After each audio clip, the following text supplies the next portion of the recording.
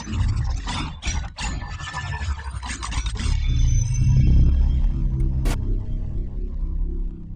what's up guys? This is Nightwing2303 from WearTesters.com.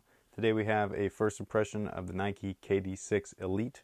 So that being said, let's go ahead and get right into it.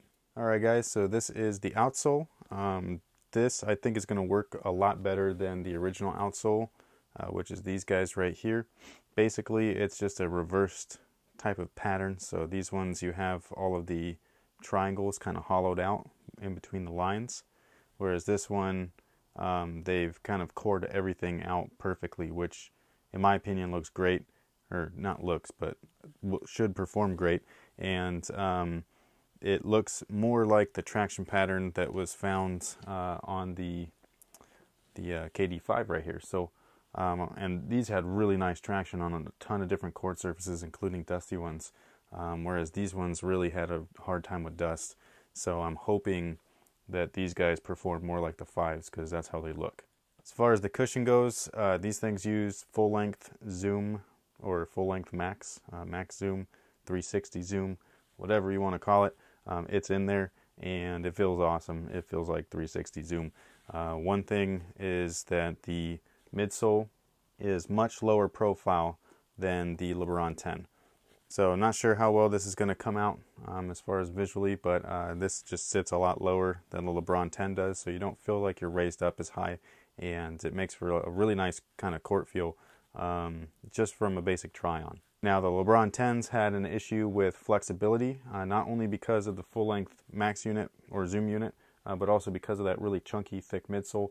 This one not only slims the midsole down, but they also put some flex screws right here, and this is not going to flex well for me because I have not worn these at all, but it's supposed to flex right in those areas. They also have them on the medial side as well, so I think that forefoot flex will definitely be increased compared to the LeBron 10. Will it be great?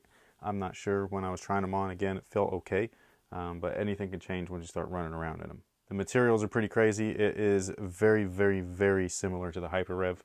I gave my Hyper Revs away, so I don't have those to compare them like side by side, but basically the whole underlay structure, which is the stuff that you could see underneath the mesh, is the same stuff from the Hyper Rev. It's just like foam pieces basically, which is interesting.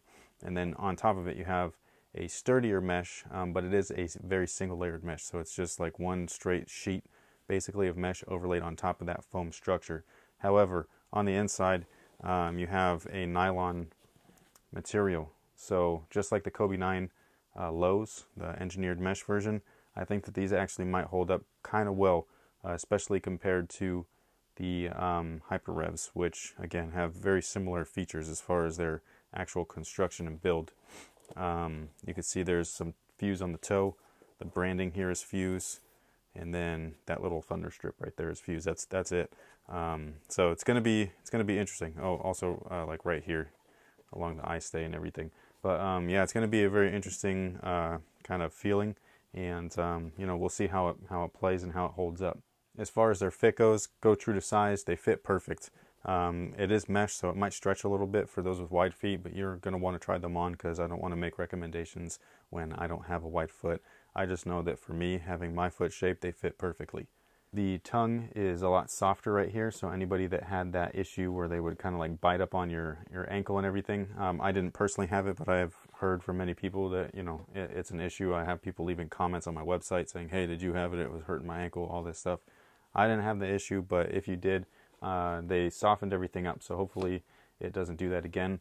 And then also right here in the collar or heel, they have added a lot of extra padding here, which feels really good, and it'll cup the base of your heel in, wrapping right around where it starts to roll over or kind of turn up into your Achilles and your shin, or not shin, but the calf. As far as ventilation goes, it's all mesh, and all of the open areas that you see on the lines, they are open areas for airflow. Again, there is a nylon material behind everything, which will restrict like 100% airflow, but it'll still allow heat to escape, so it should be okay or decent for the ventilation. So support, again, it's going to be interesting because I don't know. You have a weird mesh upper with this, which is minimal support, but then you have a really wide flat base here, which is an abundance of support, and then you have this really restrictive kind of air setup here for the cushion, which will lack flex a little bit, keeping you almost firmly planted on your feet, which is, again, supportive technically. So, you know what I mean? It could go either way. You can see here that it does come out for an outrigger and all that kind of good stuff, but I'm sure one good step on someone's foot, it's going to be hard to recover versus a shoe that's a little bit more, I'd say, fits closer to the foot, like the Kobe 8, Kobe 9, Under Armour Spawn, shoes like that. So this is a little bit of a bulkier setup on the base or bottom here, which could have an issue as far as like recovery when landing, if you land awkwardly or on someone's foot. So it's going to be definitely interesting. As far as the Flywire things go, you could feel it a lot during the Hyper Rev shoe, but those were on a very fluid midsole.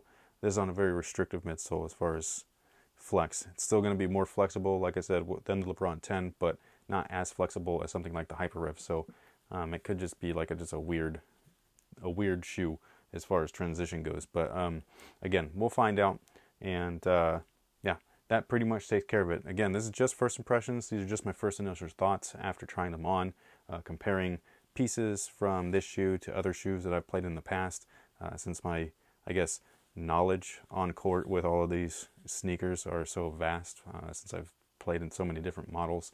When they do utilize pieces from other shoes, I kind of, in my head, just automatically, throw them all together and say, hey, it could, play like that, and who knows if it will or not. So, but yeah, that's pretty much everything. Stay tuned to my site for everything as far as more colorways, release dates, things like that.